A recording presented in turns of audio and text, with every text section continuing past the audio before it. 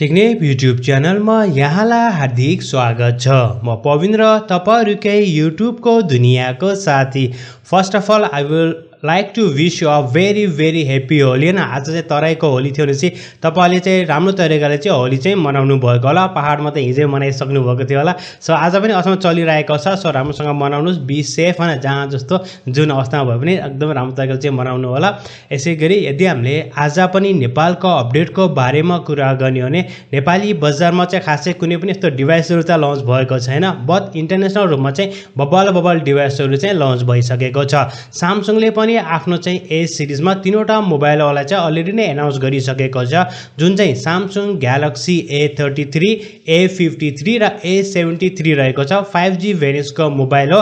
डिस्प्लेहरु चाहिँ बब्बल छ। डिस्प्ले र क्यामेराहरु चाहिँ एकदमै राम्रो रहेको छ। तपाईले 108 मेगापिक्सल सम्मको चाहिँ क्यामेरा देख्न सक्नुहुन्छ। 32 मेगापिक्सलको सेल्फी क्यामेराहरु रहेको छ। सो एकदमै राम्रो चाहिँ मोबाइलहरु रहेको छ। यो मोबाइलहरु नेक्स्ट मन्थ नेपाली बजारमा पनि लन्च हुने चाहिँ तयारी गरिरहेको छ। यसको बारेमा हामीले चाहिँ इन डिटेल भिडियो पनि बनाइसकेका छौं। तपाईले चाहिँ माथि आई बटन आउँछ नि, त्यहाँ क्लिक गरेर तपाईले त्यो भिडियो पनि हेर्न सक्नुहुनेछ। A33 लाइक 42,000 रुपैयाँमा हामी चाहिँ तयारी गरिरहेका छौं। त्यसैगरी 50 र 60,000 रुपैयाँमा चाहिँ नेपाली बजारमा चाहिँ लन्च हुने चाहिँ तयारी गरिरहेको छ। Honor Magic 4 पनि अलरेडी नै लन्च भइसकेको छ र यसले चाहिँ यदि हामीले चाहिँ डेक्सो मार्कको रिजल्टलाई हेर्ने हो भने चाहिँ one of the best camera वाला मोबाइलको रेकर्ड चाहिँ यसले चाहिँ लिएको छ।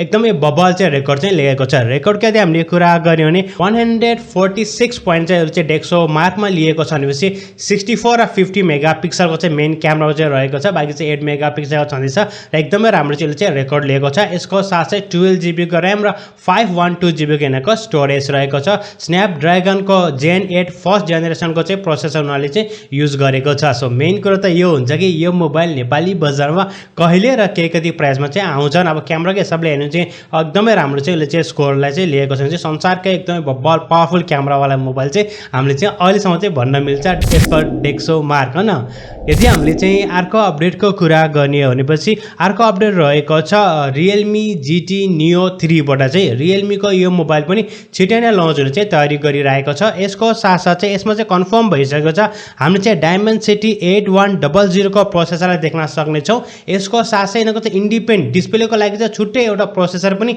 छ भन्ने कुरा पनि आएको छ, जुन चाहिँ मिडियाटेकले बनाएको होला या चाहिँ हैन। अब हेरौँ के कस्तो हुन्छ। उनीहरूले डिस्क्लोज त्यति मजाले गरेको छैन। यो चाइनामा छ, तपाईले चाहिँ हेर्न सक्नुहुन्छ। यदि तपाईले क्र्याक डाउन गर्नु हो भने चाहिँ कमेन्ट सेक्सनमा चाहिँ कमेन्ट गर्न सक्नुहुन्छ। उनीहरूले चाहिँ आफ्नै एउटा चाहिँ नयाँ डिस्प्लेको लागि चाहिँ जीपीयू पनि युज गरेको कुराहरू बाहिर आएको छ। अर्को अपडेटको यदि हामीले कुरा गर्ने हो भने अर्को अपडेट रहेको छ Redmi को तर्फबाट। Redmi ले पनि आफ्नो चाहिँ दुईवटा मोबाइललाई अलरेडी नै अनाउन्स गरिसकेको छ, जुन रहेको छ Redmi K50 र K50 Pro चाहिँ रहेको छ। यिनको चाहिँ अलमोस्ट कन्फिगरेसन सेम रहेको छ। क्यामेरामा चाहिँ डिफरेन्ट रहेको छ भने यिनको प्रोसेसर डिफरेन्ट रहेको छ। बाकीको कन्फिगरेसन चाहिँ सेम नै रहेको छ। र यस पर रुमर्स यो मोबाइल चाहिँ Poco A4 र Poco A4 Pro को नामबाट चाहिँ ग्लोबली रूपमा चाहिँ लन्च हुन्छ भन्ने कुरा पनि आएको छ। हेरौँ अब चाहिँ कहिले लन्च हुन्छ। प्लस कति हामीले यो कुरा गर्ने हो भने स्टार्टिङ भेरिएन्स नै 50,000 रुपैयाँ जति नेपालमा चाहिँ पर्ने चाहिँ सम्भावना रहेको छ। बट हेरौँ न त्यो अब के नामले आउँछ, त्यो चाहिँ मेन कुरा हो। अर्को अपडेटको यदि हामीले कुरा गर्ने हो भने अर्को अपडेट पनि पोकोकै तर्फबाट रहेको छ।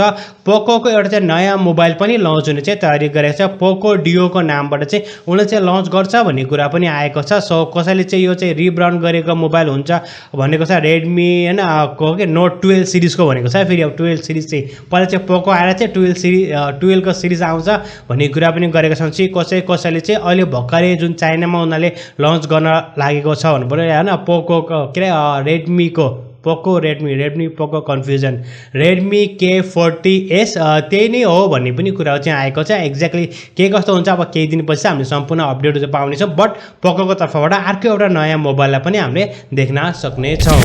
अर्को अपडेटको यदि हामीले कुरा गर्ने हो भने चाहिँ अर्को अपडेट Redmi के तर्फबाट रहेको छ। Redmi ले बब्बल यस पहिलाको तपाईले हाम्रो टेक न्यूज डेली हेर्नुहुन्छ भने पहिलाकै हामीले कुरा गरेका थियौं कि 100 इन्चको चाहिँ हैन टिभीलाई लन्च गर्ने चाहिँ तयारी गरिरहेको छ, जसमा चाहिँ 120 हर्ट्जको रिफ्रेस रेट हुन्छ भन्ने कुरा आएको थियो। यस त्यो चाहिँ रेडमीले अहिले चाहिँ चाइनिज बजारमा लन्च गरिसकेको छ। यसमा चाहिँ तपाईँले चाहिँ एकदमै बब्बल टेक्नोलोजीलाई देख्न सक्नुहुनेछ। सो एकदमै बब्बल रहेको छ।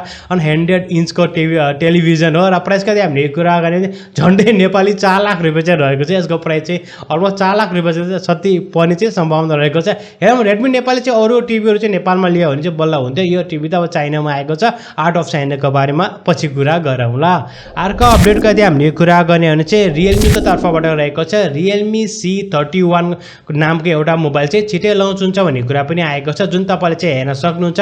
यस्तो खालको यिनीहरूको चाहिँ डिजाइन रहेको छ, कलर रहेको छ भन्ने कुरा पनि आएको छ। हेरौँ अब चाहिँ के कस्तो ल्याउँछ रियलमी C31 ले। लेट्स टक अबाउट द गेमको बारेमा यदि हामीले कुरा गर्ने हो भनेपछि अब इपिकमा चाहिँ एउटा गेम कम्प्लिटली फ्रीमा रहेको छ। हामीले चाहिँ आफ्नो गेमिङ च्यानलमा चाहिँ टम राइडरको वाक थ्रु चाहिँ पठाएका छौँ। जानुहोस् हेर्नुहोस्, यदि तपाईँलाई चाहिँ मनपर्छ भने चाहिँ हाम्रो च्यानल सब्सक्राइब गरी साथमा रहेको बेल आइकनलाई क्लिक गर्न पनि सक्नुहुन्छ। कुनै पनि सजेसन छ भने चाहिँ तपाईँले कमेन्ट सेक्सनमा पनि आफ्नो चाहिँ सजेसनहरू कमेन्ट सेक्सनमा दिनुहोला। आजको अपडेट चाहिँ यही नै रहेको छ। आई होप द्याट तपाईँलाई आजको भिडियो मन पर्यो होला। भिडियो सम्बन्धी कुनै पनि सल्लाह या सुझाव कृपया हाम्रो कमेन्ट सेक्सनमा कमेन्ट गर्नुहोस्। यदि तपाईँ हाम्रो च्यानलमा नयाँ हुनुहुन्छ च्यानललाई सब्सक्राइब गरी साथमा रहेको बेल आइकनलाई क्लिक गर्न पनि नभुल्नुहोला।